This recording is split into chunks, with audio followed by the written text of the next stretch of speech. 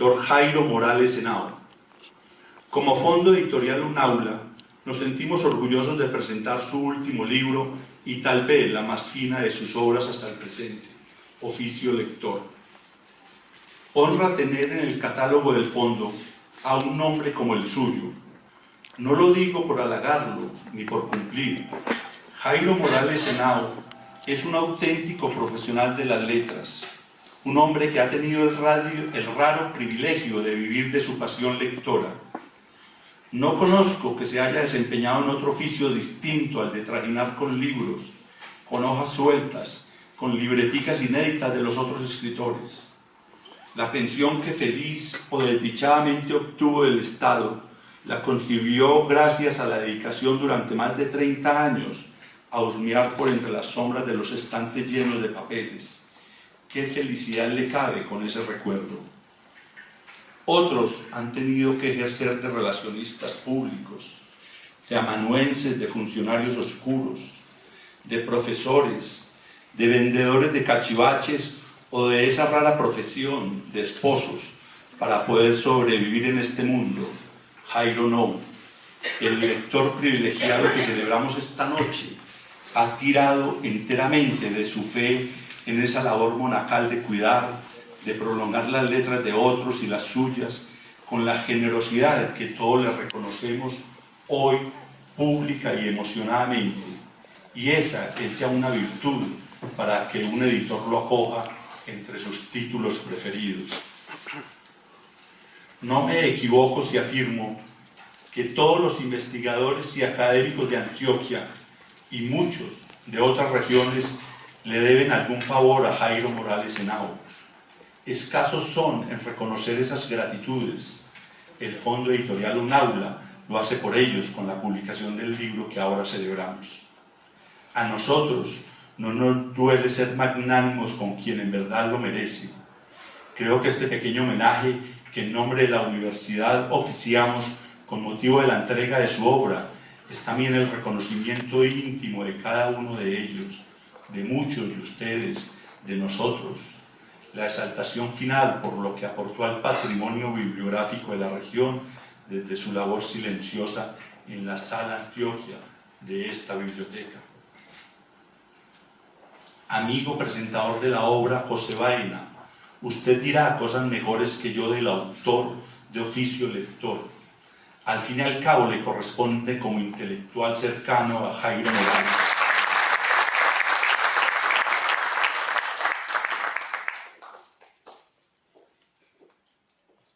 Buenas noches. Jairo Morales Henao y la voluntad de Sol. La Santa Madre Laura, Doña Luz Posada de Grey, Mercedes Ramos Toro, Mercedes Lucía Vélez White, Lidia Josefa Restrepo, Gloria Mercedes Arango, Carmen Tosa de Bart, Clemencia Hoyos de Montoya, Nura Restrepo de Botero, Marina Lamos Obregón, Catalina Reyes, Baldomero Sanincano, Rafael Gutiérrez Girardot,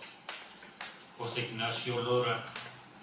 Juan Bautista Jaramillo Mesa, Blanca Izaza de Jaramillo Mesa, Eduardo Caballero Calderón, Eduardo Guzmán Esponda, Luis Tejada, Gonzalo Canal Ramírez,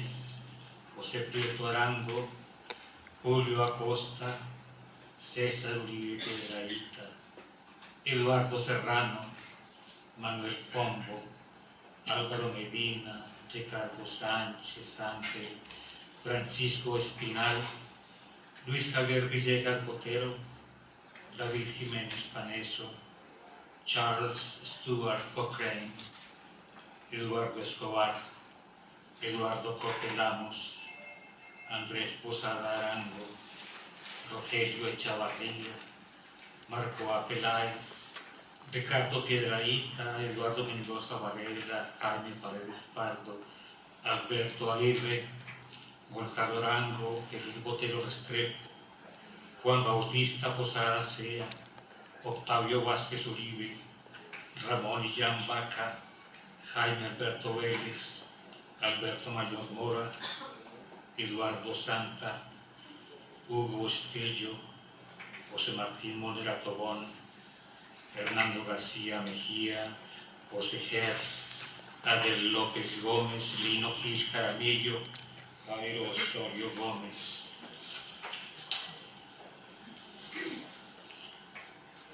En la lista que acabo de leer figuran los autores precisos de 44 ensayos del libro Oficio Lector, más los que aparecen en otros 3 ensayos temáticos, y aún mucho más los nombres que el ensayista Morales Henao desliza sabiamente en conexión con todos los asuntos a lo largo de este volumen publicado dentro de la colección editorial Tierra Baldía de la Universidad Autónoma Latinoamericana. Publicación que ha motivado el homenaje que se le brinda esta tarde con motivo de sus 60 años como lector magnífico, durante 60 años de su vida útil, descontando los 7 en que no leyó nada desde su nacimiento hasta que adquirió el uso de razón, cuando hizo la primera comunión en 1953 y empezaba a estudiar primero de primaria. Saquen cuentas. No voy a intentar reseñar ni 10 líneas, ni el panorama, ni el horizonte, o como dicen que se dice ahora, el skyline de esta obra antológica de los 47 ensayos de Morales Henao, ya que la nota de solapa nos lo anuncia: teatro, cine, librerías, viajes, memorias, oficios artesanales, navegación fluvial, ferrocarriles, fincas, novelas, transporte urbano, arquitectura, revistas culturales, correspondencia, urbanismo. Y yo agregaría artes plásticas, escuelas literarias, trabajo, medicina, catolicismo, tesis de grado, antiguallas del siglo XIX y cuadro de costumbres, educación, colonización, filología, minería. Y finaliza la nota: estos son la materia de la que se ocupan los textos que revela. En alguna medida este volumen es un itinerario de una vida entre libros como ha sido la suya. La lectura de la muy lúcida e iluminadora presentación que de su libro hace Morales Henao y Clara enseguida hubiera bastado para llenar el espacio que hoy ocupo, pero a lo largo del volumen él nos va dejando pistas sobre sus pasiones, o su entera pasión, su única pasión por las letras, palabra esta, pasión, que debería impregnar todo este texto. Sospecho que la primera infancia de Morales estuvo gratamente enriquecida con las lecturas de las historietas que publicaba El Colombiano en los años 50, como las de Tarzán en primer lugar, seguidas por El Llanero Solitario, El Agente Secreto Corrigan, Las Aventuras de Aguilucho, El Cisco Kid, David Dora, El Redecito, Educando Papá, El Fantasma, Mandrake el Mago, entre las principales. El año pasado Morales me confesó que añoraba muy especialmente las de Lorenzo y Pepita, que en inglés se titulaban Blondie, pero no fui capaz de convencerlo de que encargara a Amazon Books las recopilaciones de su primera época, quizás porque Morales desconfía aún de la internet como refinado y obstinado lector de libros únicamente en librerías, de las 2 o 3 antiguas que quedan en Medellín, valga decirlo, y de algunas pocas acabadas de crear. Yo también devoraba esas entrenables historias en los diarios, muchos años después que Morales, ya en los años 60. Pero me congratulo con la pura nostalgia de ese niño que alguna vez fingí ser, y años más allá, con las siguientes líneas vívidas que lo retratan en las mañanas de domingo, entre su infancia y juventud, al principio de la nota titulada en el libro Crónicas de otras muertes y otras vidas, y que humildemente lo digo, me tratan a mí también, como dirían las señoras presentes, patentico. Dice Jairo: muchas mañanas de domingo entre mis 14 y 18 años transcurrieron dentro de una rutina invariable: asistir a la misa de 8 de la mañana, comprar los periódicos del domingo en el atrio de la iglesia. No era fácil convencer a mi papá de que valía la pena leer algo distinto del colombiano. Regresar a casa, desayunar de nuevo y echarme luego con largo vida en el corredor exterior de la casa, a ratos boca abajo sobre el piso de ladrillos, a ratos en la tarima, a devorar lentamente y con deleite los suplementos literarios y las columnas del periódico diario, cuya calidad hacía inexplicable que, salvo por limitaciones de espacio, esos textos no fueron incluidos en las páginas del suplemento. A riesgo de olvidos, sigue diciendo Jairo, olvidos injustos, quiero mencionar los autores que más recuerdo de esas sesiones dominicales: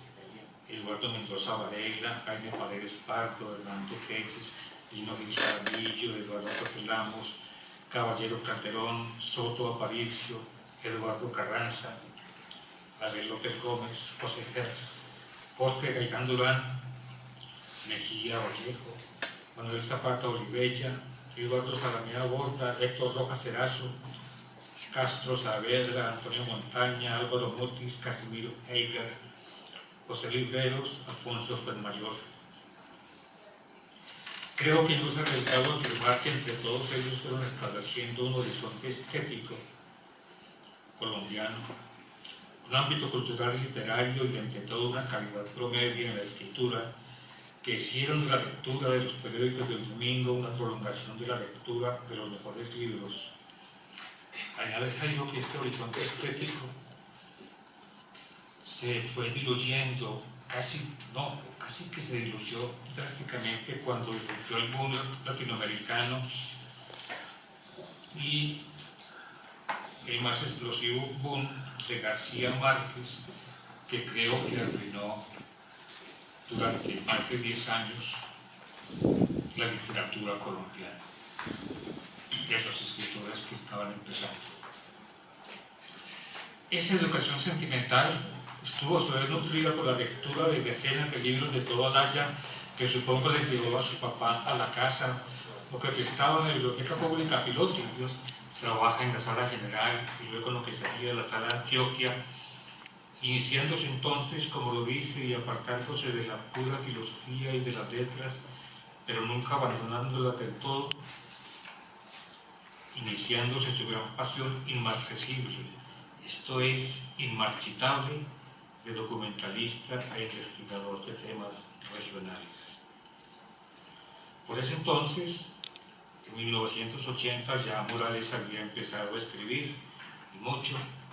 y se había ganado algunos concursos. Apareció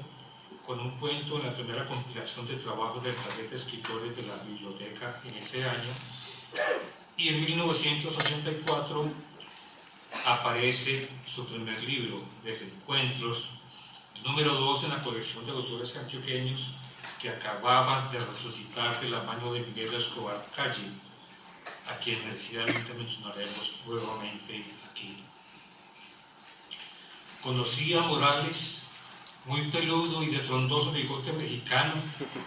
todo un seductor, ya a mediados de ese decenio, cuando yo era editor asistente en el suplemento El Mundo Semanal, el periódico El Mundo de Medellín, y nos inventamos entonces un proyecto con la piloto titulado Los Escritores por Adelantado. Creo que aquí también andaba Jairo Sol en el proyecto,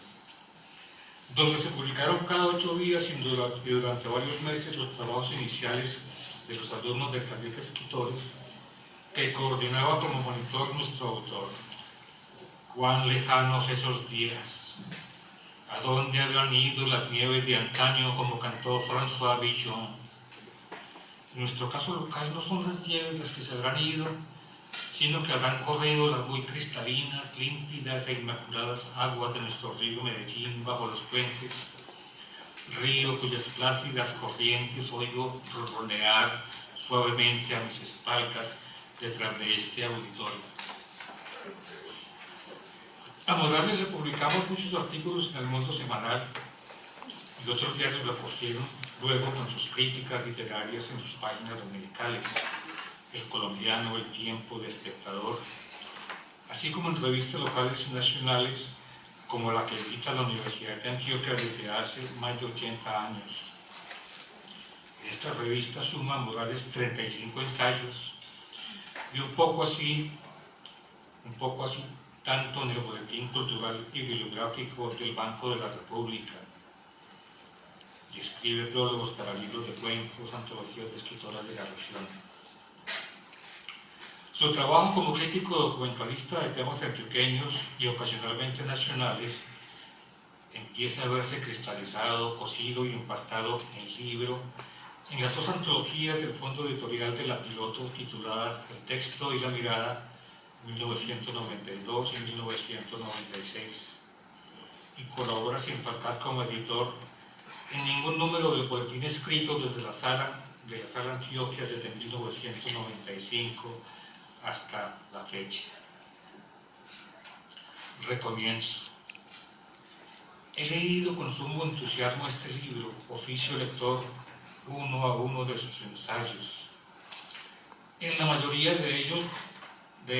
reina una absoluta seriedad crítica, acrecentada en algunos que tratan sobre juiciosos trabajos escritos por historiadores profesionales y que ostentan títulos que a los lectores de asuntos románticos nos pondrían en fuga, tales como La vida cotidiana de Medellín, 1890-1930,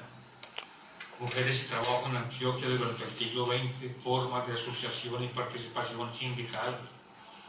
o La práctica médica en el ferrocarril de Antioquia, 1875-1930,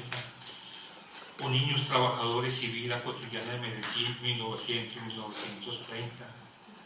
o Sociedades católicas entre la tradición y la modernidad de Medellín, 1870-1930, o Invisibles en Antioquia, 1886-1936, una arqueología de los discursos sobre la homosexualidad. Para que aprecien ustedes la inmensa generosidad con que Morales Henao aplica su lupa crítica a todo tipo de asuntos abstrusos, recónditos y de difícil comprensión e inteligencia para los lectores del común, pero de cuya lectura confieso que he aprendido mucho y olvidado todo. Otra nota amable en el volumen es la titulada Una antología muy amena, sobre un libro de ese género en compilación del poeta Fernando García Mejía titulado La pluma en el bufete, textos sobre abogacía y asuntos políticos con la literatura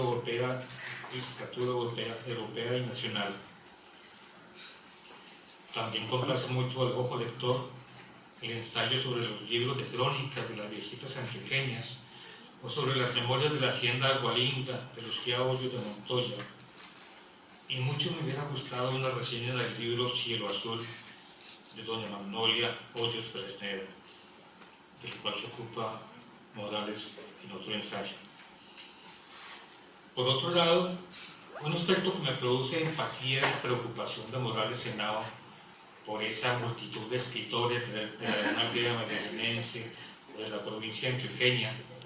esos que se pasaron la vida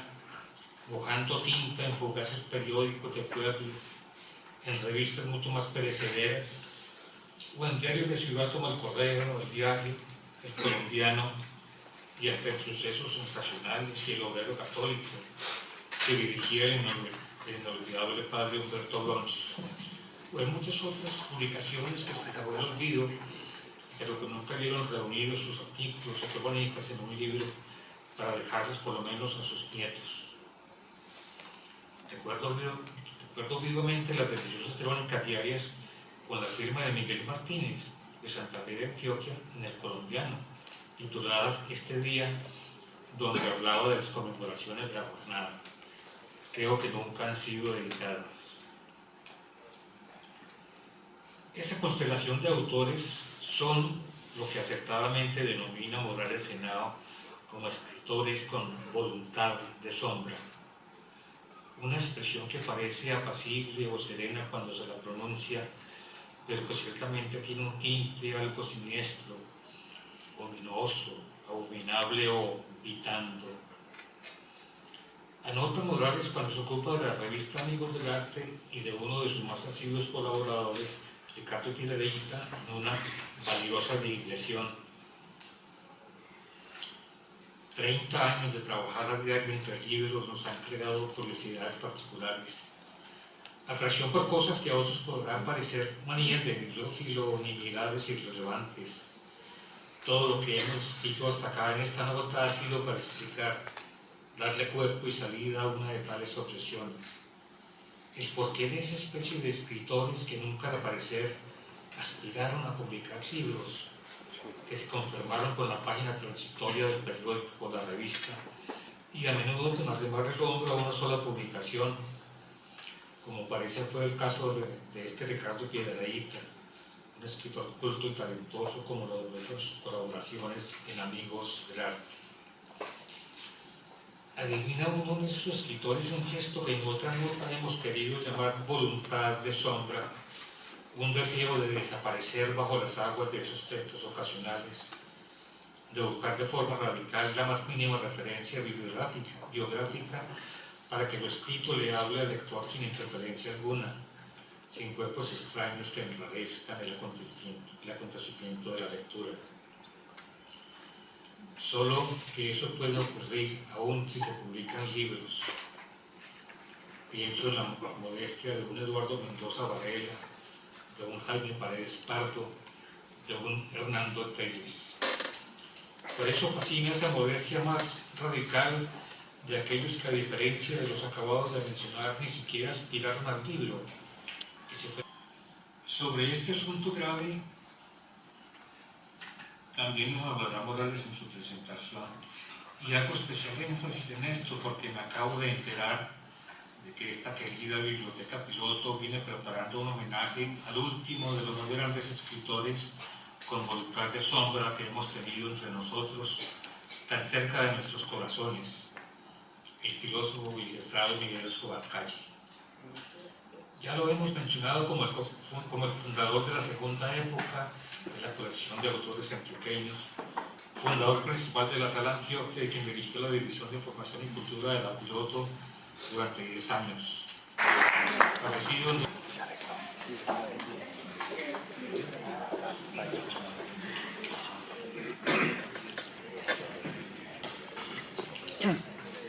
Buenas noches. Como yo estoy seguro que este no es mi último libro, y también estoy seguro de que voy a ocupar a José en próximas presentaciones, voy a tomar precauciones sobre el manejo de la cronología. Dividí el área porque discretamente me aumentó algo de tiempo y él se trabajó algo indiscretamente en las primeras comuniones y demás. Hay un chiste que decía García Márquez cuando a él lo separan como 4 o 5 años de Álvaro Mutis, y él decía que se pavoneaba de decir que él era un Mutis, un viejo de 80 y él un joven de 75. Luego se va por ese lado. Bueno, yo quisiera disponer de una frase mejor, y no se me ocurre,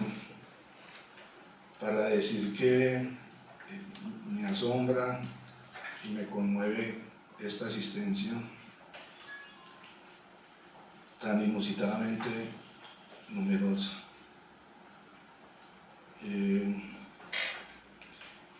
Supongo que a largo plazo rinde sus réditos, y me lo está rindiendo, la simpatía personal y el don de gentes que la naturaleza me regaló de manera tan generosa, porque no encuentro otra explicación.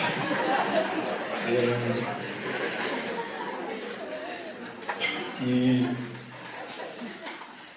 regresando al país de la seriedad con prontitud, Debo decir que sí es muy importante esta asistencia, sobre todo porque se trata no de presentar una novela, no esperaría que una novela premiada en un concurso, o un libro de cuentos, o un poemario, una antología de poemas haya tanto público, pero se trata de acompañar el nacimiento de un texto compuesto de 48 textos críticos,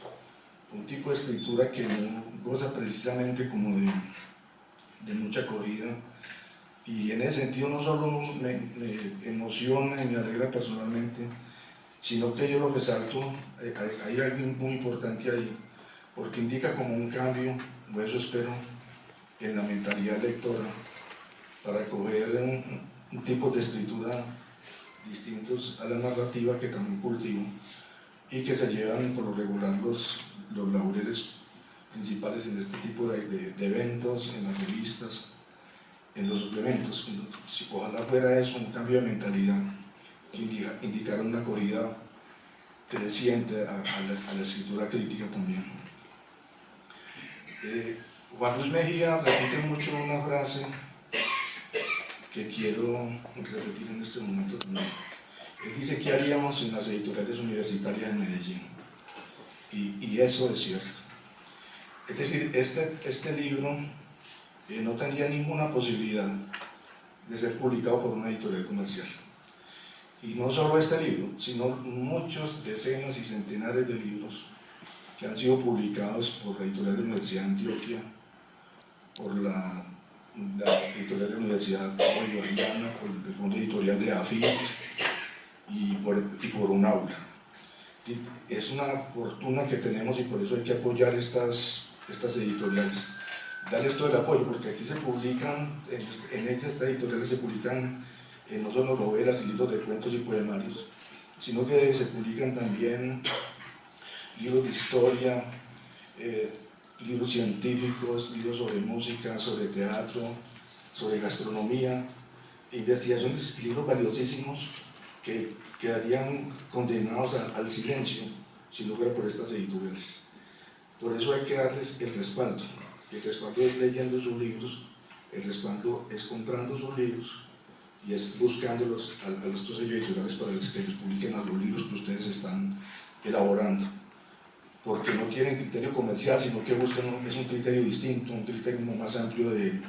edición y de publicación y de divulgación de la cultura por fuera de criterios comerciales, lo cual no quiere decir obviamente, es más bien lo contrario,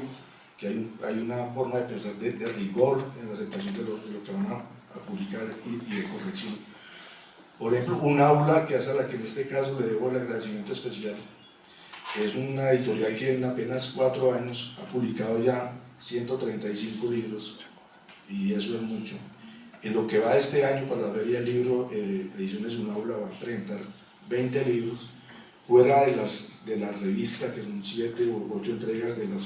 y otros folletos y publicaciones, porque por ejemplo todas las conferencias que son editadas en un aula son editadas en forma de folleto. Entonces, es maravilloso, pues, como dice Juan Luis, que tengamos la fortuna. ¿Qué haríamos en estas editoriales? ¿Qué haríamos en estas editoriales? Y sobre todo porque está también el problema con Bogotá, con la capital, que eso es un problema de todos los países, donde siempre hay una discriminación con la provincia, porque siempre se considera, y eso pasa en Argentina y pasa en todas partes, se considera autores nacionales a los que viven en la capital y autores de provincia como una forma peyorativa a los que no tenemos el infortunio de vivir allá. El libro está dedicado a la memoria de Miguel Escobar Calle. Aquí está quien fuera su esposa, me acompaña hoy, su hija Catalina. Quiero decir brevemente, aunque ya José habló de Miguel y afortunadamente pues yo no sabía que él está organizando un homenaje y la edición de un libro, que estamos muy retrasados en la edición de ese libro de Miguel. Le dediqué el libro por varias razones, porque él fue jefe mío inmediato durante muchos años, pero no por eso, sino porque fue amigo. Fue amigo y porque gracias a él y a personas como doña Luz Posada, al tipógrafo don Carlos Pérez Escobar y a otras personas, Yo que era un ignorante oceánico sobre la biografía antioqueña y de Medellín, ellos me desasnaron y me abrieron las puertas y me hicieron interesar y valorar en nuestra producción, porque hasta ese momento, desde yo la Antioquia, yo había leído mucha literatura, pero tenía esa actitud que es la que predomina de despreciar un poco lo que se había escrito acá, la historia ciudadana, la historia de Antioquia, los trabajos sobre las temáticas como el ferrocarril de Antioquia, la colonización antioqueña, el barrio Guayaquil, la historia de nuestra música, que son cosas que descubrí con ellos, el valor de este trabajo. Y en adelante yo no sentí como que estuviera dividido entre la continuidad de mi lectura de las obras de la literatura universal y el conocimiento y el disfrute de las obras producidas en nuestra región y sobre nuestra región. Y Miguel estuvo, con él disfruté muchas cosas, pues además de aguardientes obviamente, además de un tiempo en que tomamos mucho, pero también hay que decir que en el tiempo que tomamos mucho, trabajamos mucho, lo cual no es una invitación al respecto, de que cada cual vive su vida, ¿no? Pero es cierto, hicimos muchos trabajos con José Gabriel también, catálogos, exposiciones, libros, proyectos. Yo no me explico, cuando uno piensa en el tiempo, hace 20 años ya atrás, cómo nos rendía tanto en medio de tantas copas, pero es cierto, digamos que nos rendía. También tuve mis peleas obviamente con Miguel, porque con los amigos uno pelea una que otra vez, eso como que enriquece a veces la amistad. Entonces me alegra mucho poder dedicar este libro a Miguel, porque algunos de los autores de que yo me ocupo acá,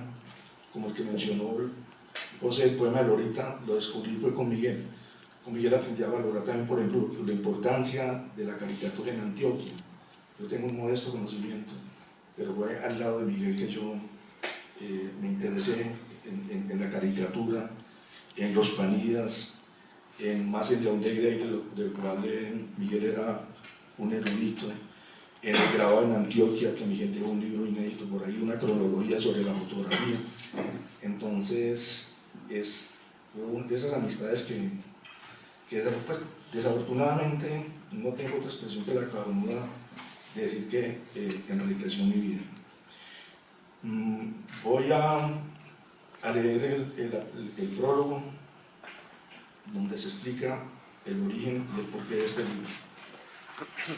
La pasión de comentar libros no es más que un eco de la pasión de leer. Su prolongación, un poner en evidencia y en común la emoción y la interpretación espontáneas que desatan automáticamente el acontecimiento de la lectura, el lore necesario de todo lo que se comenta en estas páginas, la nieve que cae sobre la campana abandonada en un prado, desencantándola de su mudez, liberándole resonancias, según la bella imagen con la que Blanchot designa el momento de la lectura. Pero la pasión de leer presente en este libro abarca literatura y una gama amplia de temas diversos.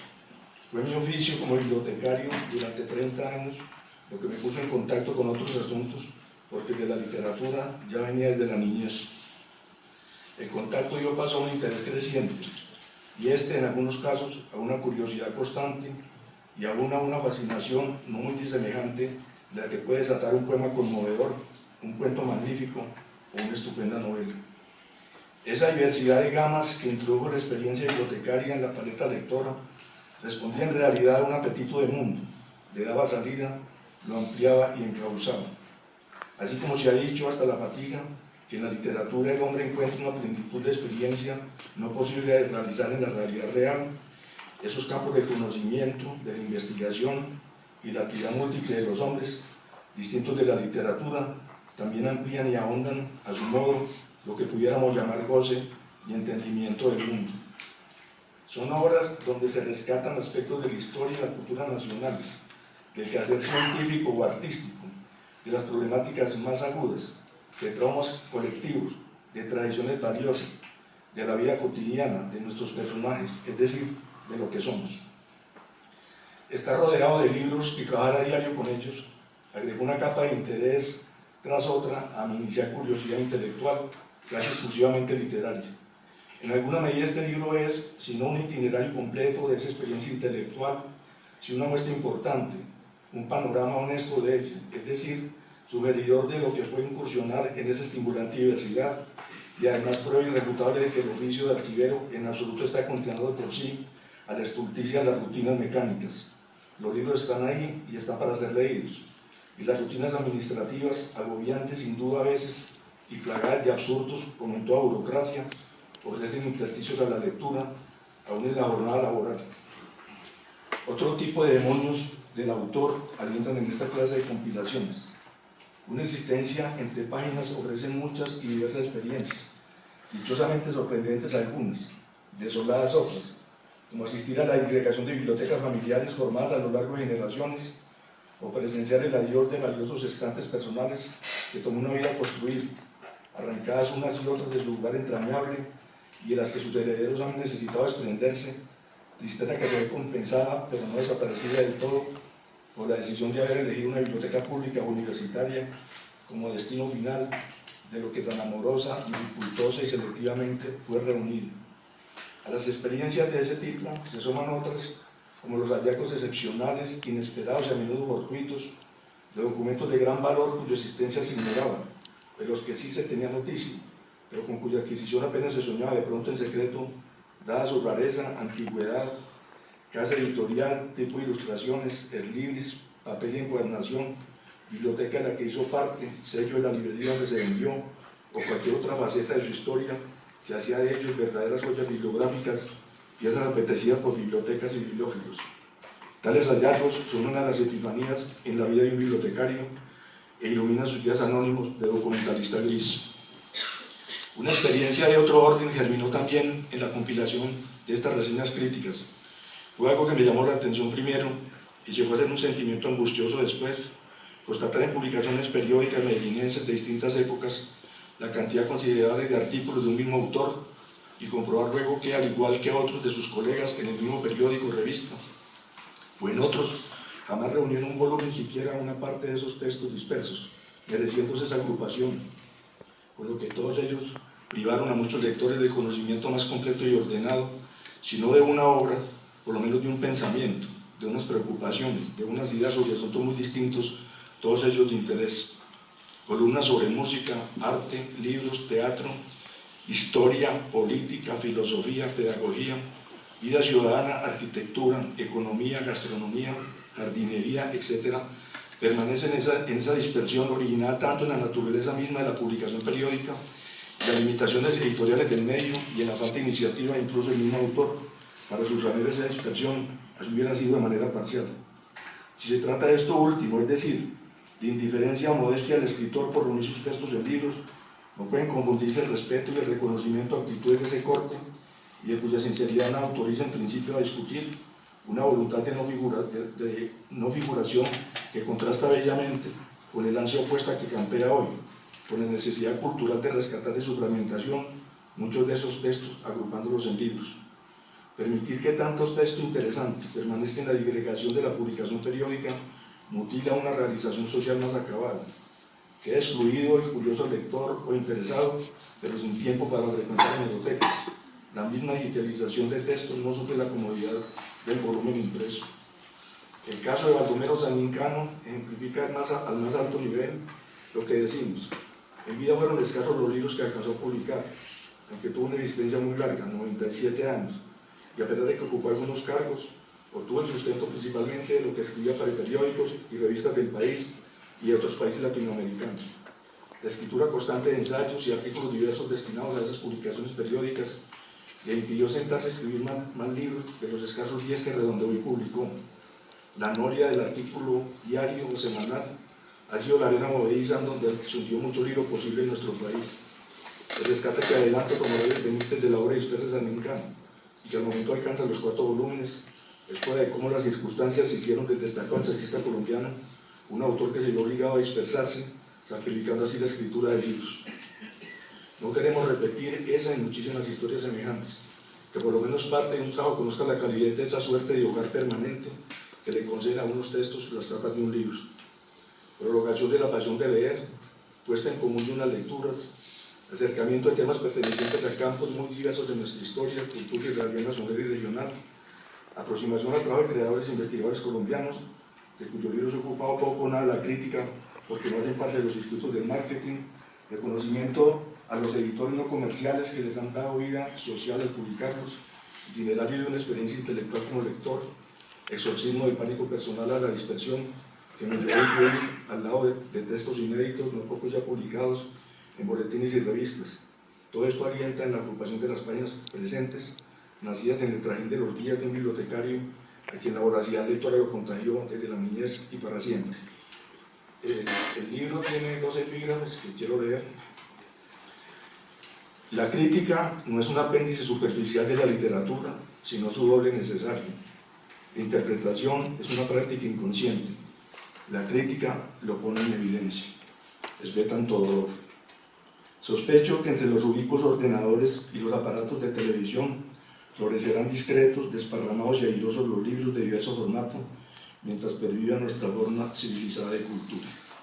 Bueno, y como ustedes tienen hoy mucho tiempo, no es ninguna afán de hablar generalidades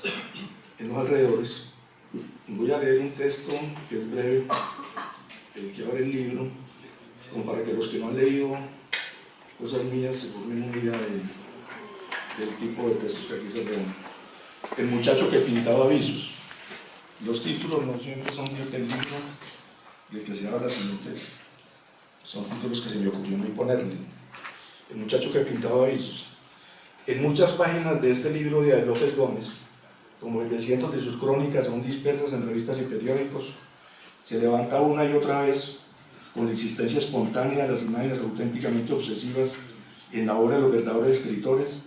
una brisa que brota de los días inaugurales de Armenia Quindío, cuando todavía era un claro nuevo en el monte,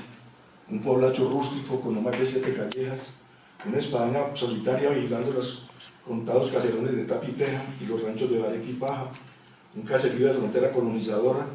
con todas las tosquedades de un campamento, pero también con toda su alegre energía fundacional y su exótico mostruario de las broncas, fuertes y excéntricas personalidades que deben acompañar los primeros años de un poblado y constituir la primera argamasa de su memoria. Como el año largo que pasó en el Golfo de Urabá, los días antiguos de Armenia, cuando el fantasma de José María Ocampo, el tigrero, aún derribaba písamos y ceibas en los alrededores, también tomaron posesión para siempre del núcleo de su imaginación poética. Miembro de la primera generación de muchachos nacidos en el pueblo recién levantado, hijo de un poeta que debió desdoblarse en campesino y dotado de una sensibilidad artística, era apenas natural que fuera sujeto del embrujo que ofrecían esos días inaugurales. Lo que me emociona en esta imagen reiterada en su obra, a veces con las mismas palabras, con idéntico giro de la frase, es la intuición de que en ella alza vuelo el deseo de un libro que no pudo escribir, la gran novela de la colonización antioqueña. No importa que la aspiración no se haya formulado nunca explícitamente, el acecho casi ritual de esa imagen basta para confirmarlo. La experiencia literaria demuestra que mucho de lo que pasa de la pluma al papel tiene orígenes desconocidos para el mismo autor y que se le impone desde regiones que ignora. Es lo único que puede explicar la reaparición no deliberada de imágenes o motivos en las obras de un escritor, con intervalos que pueden cubrir decenas de años entre dos momentos en que se escribe esencialmente lo mismo. Aunque suene a una butad, pienso que fue su decisión visceral de ser escritor, sobre todo en el sentido de vivir de la escritura, lo que a la larga le impidió tomar esa presencia que nunca la abandonaba y llevar a la condición de novela de largo aliento, como había de ser necesariamente el texto, que en intensidad de unos centenares de páginas rindiera la metáfora de lo que fue la experiencia colonizadora. La anécdota es clara. Desde muy temprano decidió vivir de su pluma, y lo hizo con la carga de imposiciones y las subsecuentes limitaciones que ello supone en un país como el nuestro. Entonces y ahora, más también con una energía y terquedad admirables. Por fuera de la actividad en revistas y periódicos tuvo otros empleos, algunos alejados del mundo de las letras, como el de almacenista general de una compañía de ingenieros encargada de la construcción de la carretera al mar entre Turbo y Santa Bella, Antioquia. Otros fueron prolongación de su pasión literaria, como el director de la imprenta departamental de Caldas y el inicial y conmovedoramente afín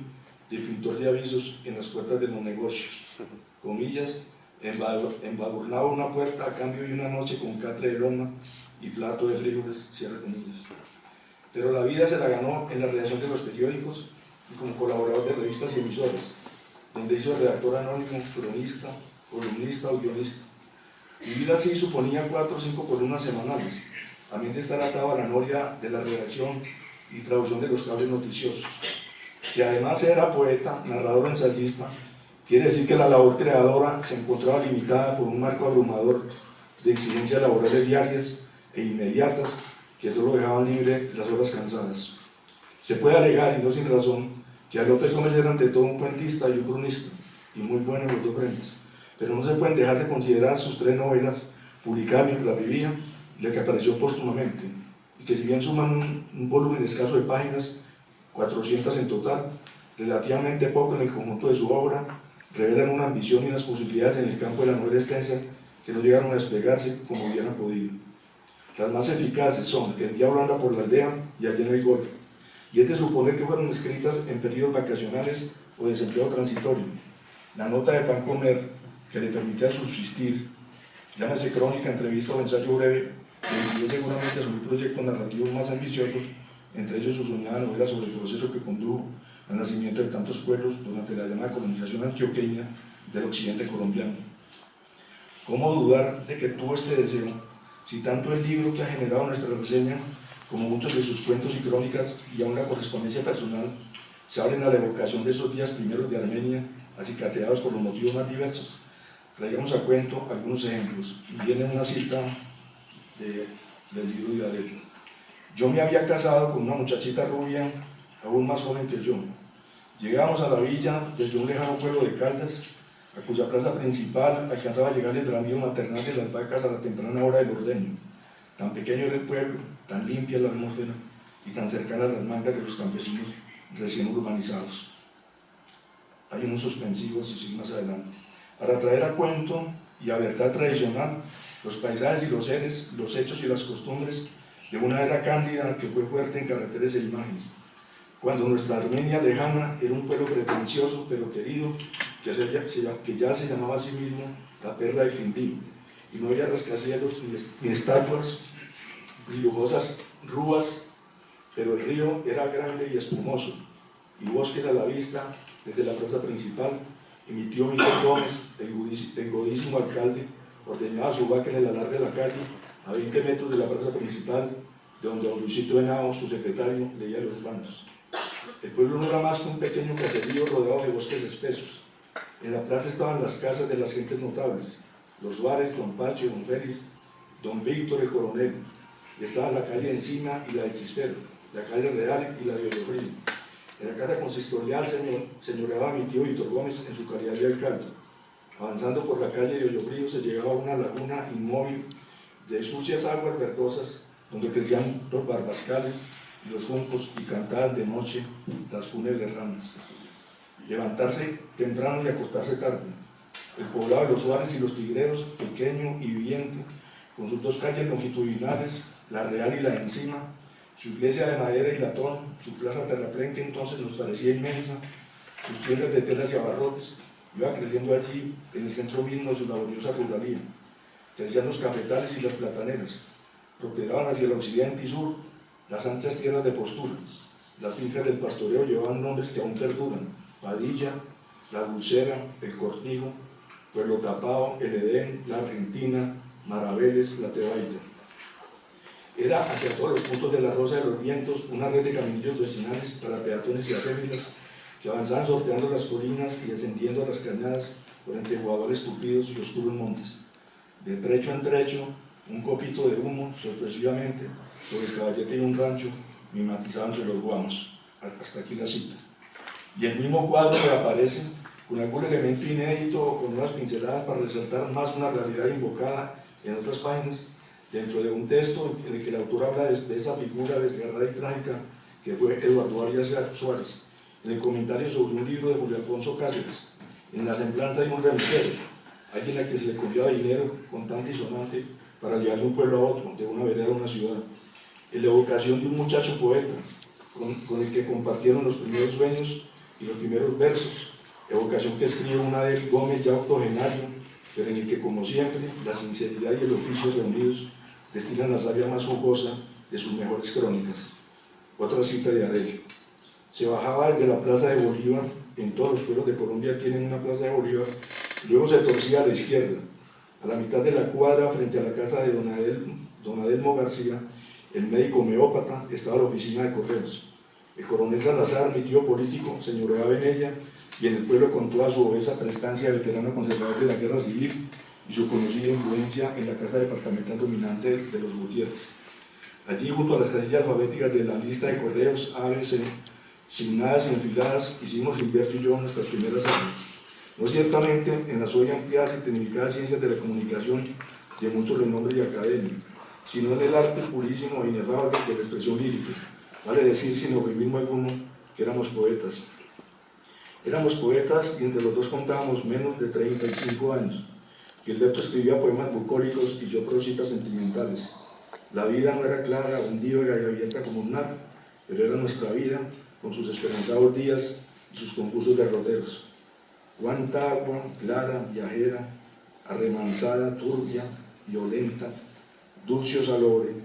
ha pasado desde entonces bajo los puentes.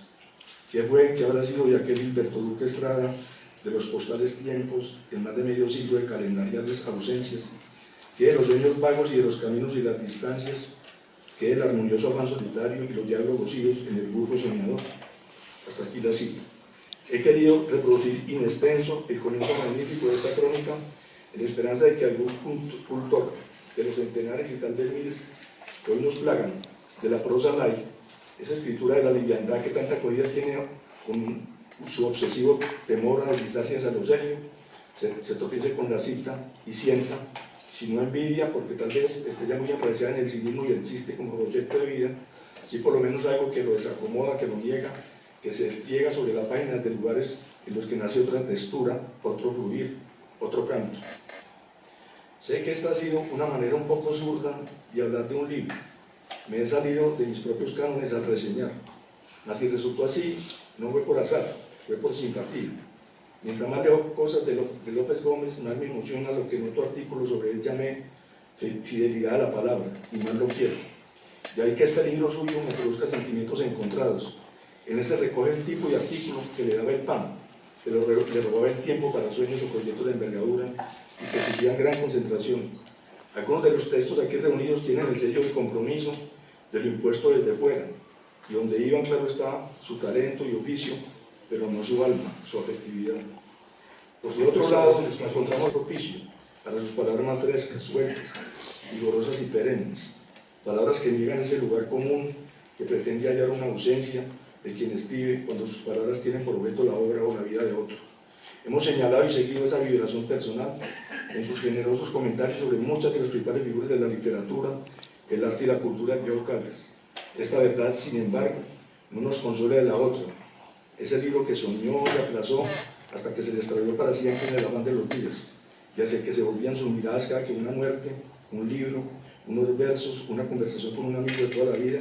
un caminito o una esquina sobreviviente de los viejos tiempos, y hasta la simple cubierta de un poemario lo retrotraían al ámbito desaparecido hace más de medio siglo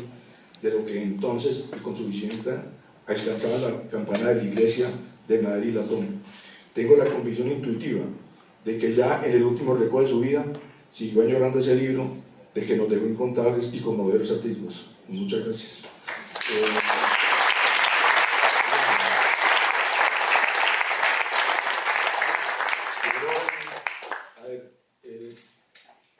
Yo contaba con una asistencia numerosa, pero no tanta. Entonces, la invitación es una copita de vino y estoy cruzando aquí los dedos para que te alcancen que es una copita cada uno. Esta idea no es emborracharse, sino hablando claramente de paisas, yo calculé 200 copas y de pronto no va a alcanzar. Pero bueno, ahí están las tiendas de calor, pero un momentico, hay una cosita. Yo quiero, esta última reseña, este último texto que leí sobre Adel, me gustó mucho que José Raúl, que está aquí presente, que Raúl es de Armenia, es de territorio, en parte lo leí porque, sí, porque bueno, la señora mía también es de Armenia, lo leí porque, pensando también en José Raúl,